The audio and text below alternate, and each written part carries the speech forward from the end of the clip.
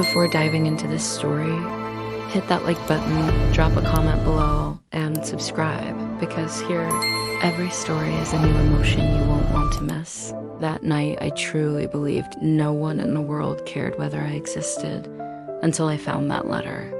It had been one of those days that seemed to last a lifetime. Lucia stood behind the counter of the cafe, her smile forced, her eyes tired. Customers snapped orders without a glance, and her manager barely noticed her presence. Then, as she wiped a table, her phone buzzed. "Sorry, I don't think this is working anymore." The message hit harder than expected, like the final blow in a series of silent defeats. She blinked back tears, pretending nothing had changed, though everything had. The laughter of strangers echoed in her ears, too loud, too distant. She felt invisible, forgotten, just another face in a city too busy to care. But as she stacked a pile of abandoned books from a corner table, her fingers brushed against something unexpected, a pale envelope, slightly worn. Curious, she opened it. Her hands trembled as she read, "If today feels heavy, remember, even the longest winter ends in spring." Someone believes in you, even if you don't know it yet. Lucia couldn't get the letter out of her mind. She returned to the cafe the next morning, heart pounding, pretending to clean while checking every corner. Nothing, no new letter. But something inside her had shifted, like hope knocking softly.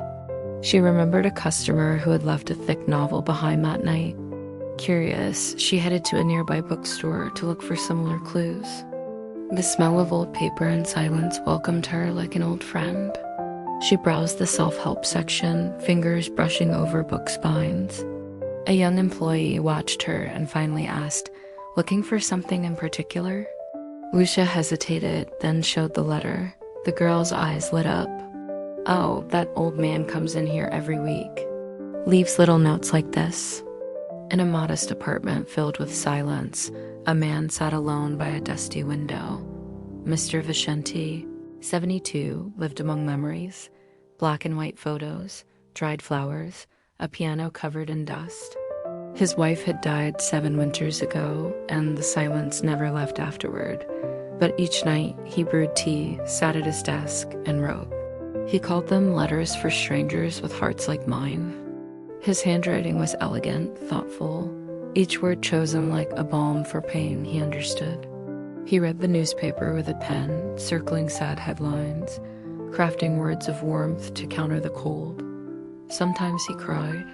Sometimes he smiled at the thought of someone feeling seen.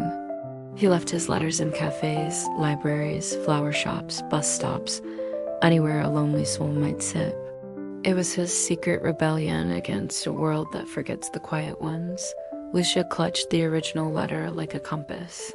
She sat in a plaza, thinking, when her eyes caught the edge of paper peeking beneath a bench. Another envelope, same handwriting. Her hands trembled as she opened it. Some days the world feels too loud, but you are not alone in your silence. It wasn't just a letter, it was a mirror for her own soul. Fueled by a mix of wonder and obsession, she followed the trail. The next day, she visited a tiny flower shop tucked in a side street. She asked the florist, who nodded and pointed to a shelf by the sunflowers. There it was, another letter folded neatly between books on grief. This one read, "Healing isn't a race. Let yourself breathe. I believe in you." Tears welled up again, but not from pain this time, from recognition. Who was this man? How did he know exactly what to say and when? Each message felt like a thread pulling her out of her own darkness. And then, tucked into the latest letter, was a clue. "Sometimes I sit in the old city library. Come say hello, if you feel like it." Lucia held the letter close to her chest, heart racing. The idea of meeting him felt surreal, like stepping into a story. She wasn't sure what she'd say, only that she had to try. People like him didn't come around often, and maybe, just maybe, her story was meant to collide with his. The next morning, she walked through the library's heavy wooden doors, scanning every corner, rows of dusty books. echoes of turned pages. And then, in the far corner by the window, an old man scribbling in a notebook, a cup of tea by his side. Her breath caught. It had to be him. She stepped closer, almost afraid to break the spell. He looked up, surprised, gentle eyes meeting hers. She held out the letter. "Are you the one who writes these?" A pause, then a soft smile. "Yes," he said. "And I've been waiting for someone like you." The library was bathed in the soft golden light of late afternoon. Dust particles floated like tiny stars between the shelves. They walked slowly, her eyes scanning every aisle, her heart pounding like a drum.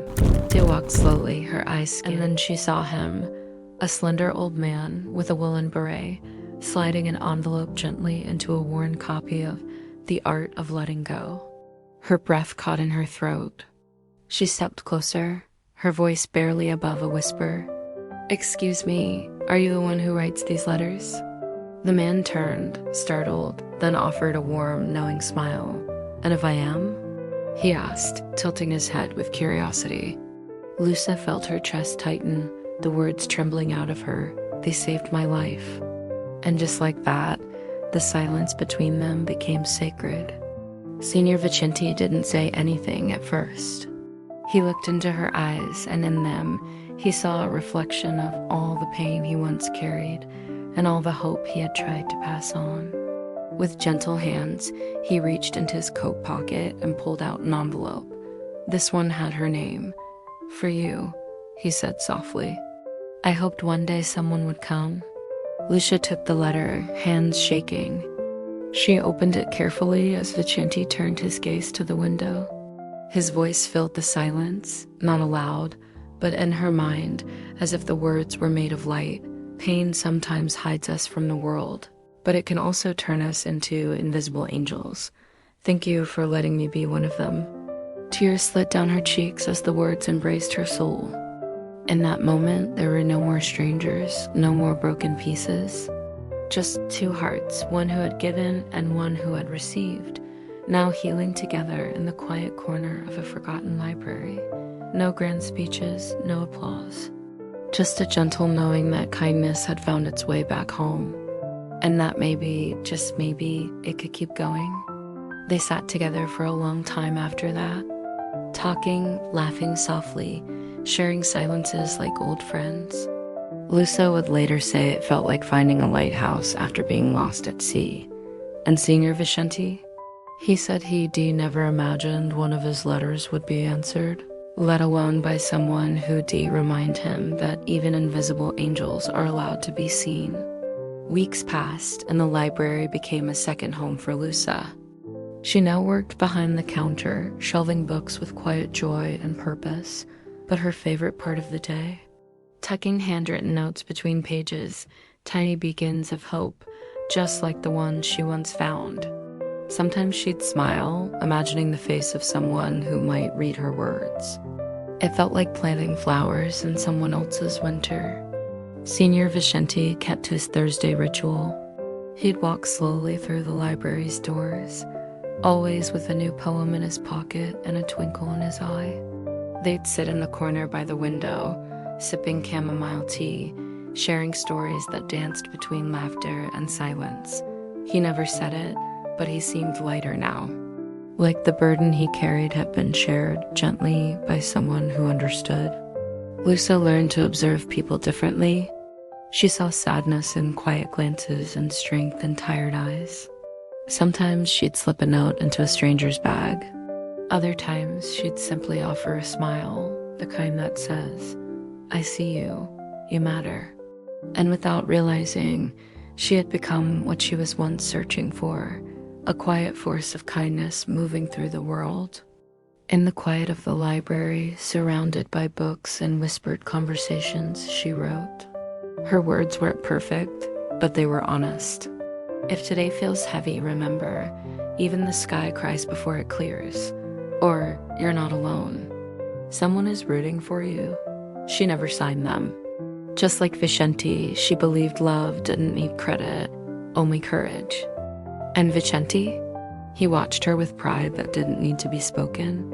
To him, Lucia was proof that grief could bloom into something beautiful, that the smallest act, a letter, a phrase, a moment, could ripple outward in ways he'd never imagined. In a world that moves too fast, they had both chosen to slow down and care. One Thursday, he handed her a letter with her name on it again. This time it read, "You saved me too." They didn't cry, not much. Just sat in the warmth of each other's presence, knowing some bonds didn't need blood or history, just empathy. And maybe a little paper and ink? If this story touched your heart, share it. You never know who might need a word of love today.